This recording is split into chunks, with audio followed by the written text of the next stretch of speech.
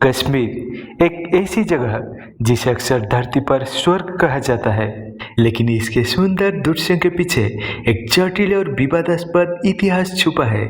आज हम इसी रहस्यमय भूमि की वास्तविक कहानी को उजागर करने जा रहे हैं। कश्मीर का इतिहास वैदिक काल से जुड़ा हुआ है। प्राचीन ग्रंथों में इसे काश्यप मेरु कहा गया है, जिसका संबंध ऋषि कश्यप से जोड़ा जाता है। महाभारत और राजतरंगिणी जैसे ग्रंथों में कश्मीर का उल्लेख मिलता है।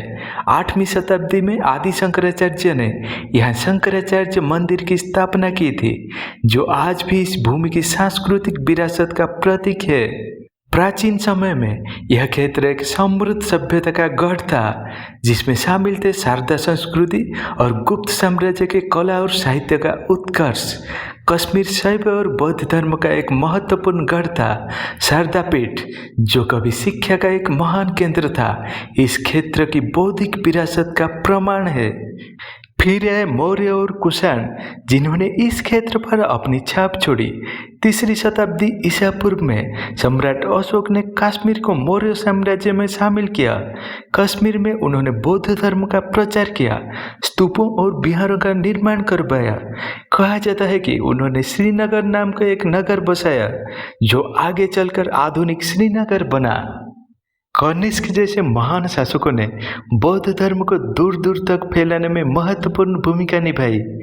उन्होंने कश्मीर में चौथी बौद्ध परिषद या 4th बुद्धिस्ट काउंसिल का आयोजन किया, जो बौद्ध धर्म के इतिहास में एक महत्वपूर्ण घटना था।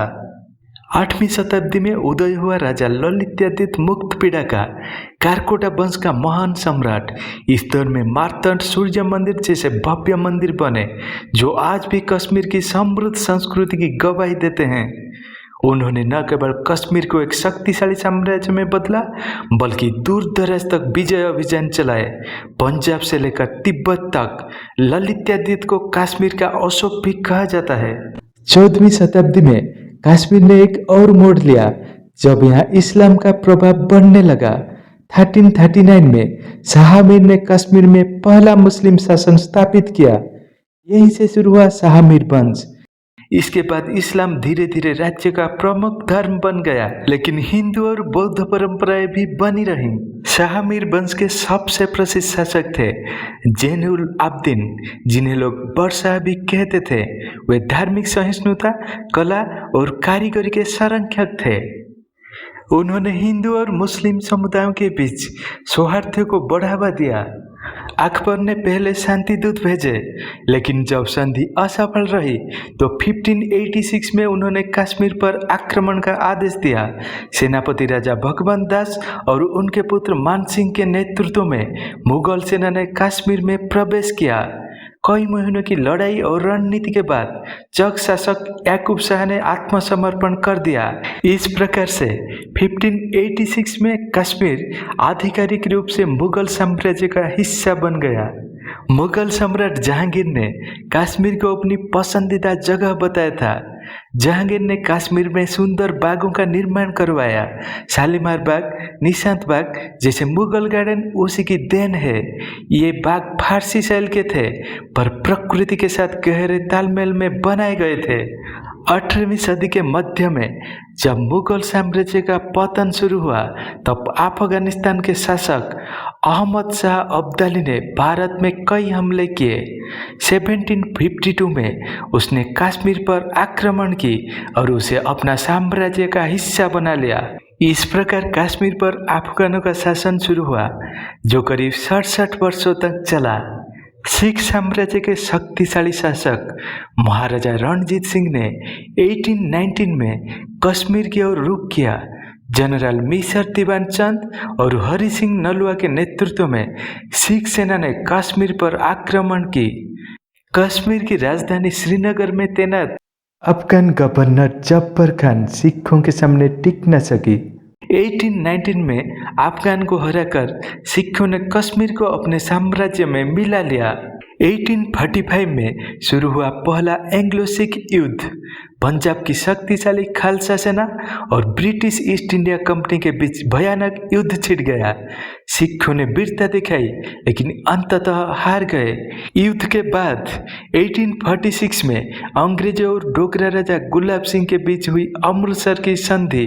इसके तहत अंग्रेजों ने पूरी कश्मीर घाटी को 75 लाख रुपए में गुलाब सिंह को बेच दिया।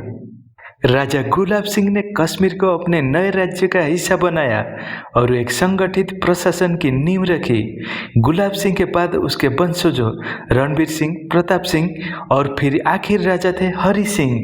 लेकिन 1947 में भारत पाक विभाजन के बाद महाराजा हरि सिंह न भारत में शामिल होना चाहते थे न पाकिस्तान में।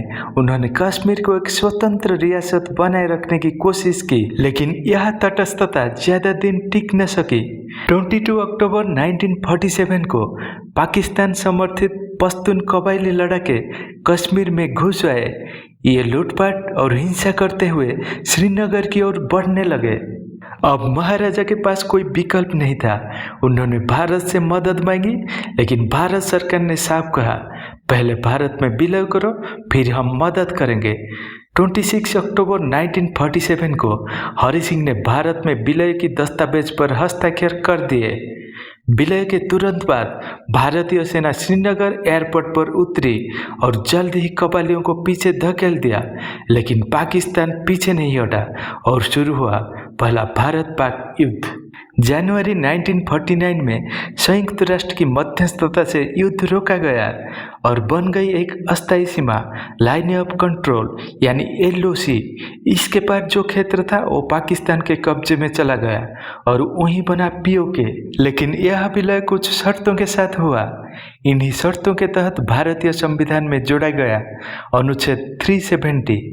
अनुच्छेद 370 के तहत जम्मू कश्मीर को भारत में एक विशेष राज्य का दर्जा मिला। भारत की संसद सिर्फ रक्षा, विदेश नीति और संचार पर कानून बना सकती थी। राज्य का खुद का संविधान था और कोई भी भारतीय वहां जमीन नहीं खरीद सकता था। 1954 में एक राष्ट्रपति आदेश के तहत लागू हुआ अनुच्छेद 35A। इसके जरिए राज्य सरकार को अधिकार मिला कि वह तय करे कौन स्थायी निवासी है और किसे जमीन और सरकारी नौकरियों का अधिकार मिलेगा। इसका असर ये हुआ कि बाहरी भारतीय नागरिकों के लिए कश्मीर लगभग बंद हो गया। 1989 में घाटी में शुरू हुआ उग्रवाद, जिसने धीरे धीरे आतंकवाद का रूप ले लिया। युवाओं को भड़काया गया, हथियार पकड़ा दिए गए। पाकिस्तान की खुफिया एजेंसी ISI ने न केवल आतंकवादियों को ट्रेनिंग दी, बल्कि उन्हें हथियार, पैसा और पनाह भी दी। आतंकवादी संगठनों ने घाटी में खून की होली खेली। सेना, नागरिक और यहाँ तक कि कश्मीरी पंडितों को भी नहीं बख्शा गया। 1990 में लाखों कश्मीर पंडितों को अपनी ही जमीन छोड़नी पड़ी। 1999 में भारत और पाकिस्तान के बीच कारगिल युद्ध हुआ और केंद्र में था कश्मीर। 5 अगस्त 2019 भारत सरकार ने अनुच्छेद 370 एवं 35A को खत्म कर दिया। जम्मू कश्मीर अब एक केंद्र शासित प्रदेश बन गया। कश्मीर का इतिहास आसान नहीं, यह सिर्फ एक भूभाग नहीं, यह भावना है, पहचान है, संघर्ष है। अगर आपको यह वीडियो पसंद आया तो लाइक, शेयर और सब्सक्राइब करें। जल्द ही मिलते हैं एक और दिलचस्प कहानी के साथ। धन्यवाद।